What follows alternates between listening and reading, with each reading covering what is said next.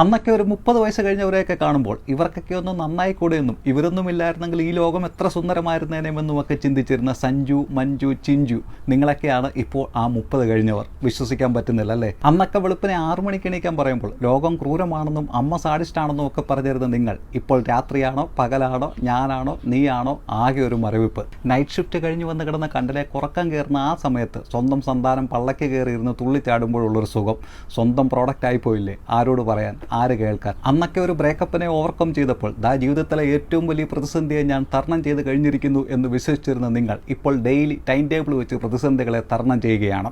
ചോദ്യവും പറച്ചിലും ഒന്നുമില്ല, ഞാൻ നിൽക്കണോ പോണോ, ദാറ്റ്സ് ഇറ്റ്. ചില ഫീലിങ്സ് ഒക്കെ മിസ്സിംഗ് ആയോ എന്നൊരു സംശയം. പണ്ട് സംഘർഷഭരിതമായ പല രംഗങ്ങൾക്ക് ശേഷം അവസാനം മോഹൻലാലും ശോഭനയും കല്യാണം കഴിഞ്ഞ് കാറിൽ കയറി പോകുന്ന സീനിൽ ദി എൻഡ് എന്ന് എഴുതി കാണിക്കുമ്പോൾ രോമാഞ്ചം കൊണ്ടിരുന്ന നമ്മൾ ഈ കാറും വീടും എന്നൊക്കെ പറയുന്നത് ബാങ്കുകാർ 35 വർഷത്തേക്ക് തരുന്ന ലോണാണെന്നും ഫുൾ ടൈം ജോലി